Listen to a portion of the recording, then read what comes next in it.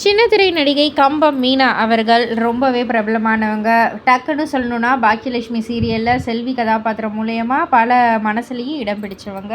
தொடர்ந்து இப்போ சீரியல்ஸ்லாம் பண்ணிக்கிட்டே தான் இருக்காங்க. அண்ட் இப்போ ப்ரெசென்ட்டா அய்யனார் துணை சீரியல்ல நடிச்சுக்கிட்டு இருக்காங்க.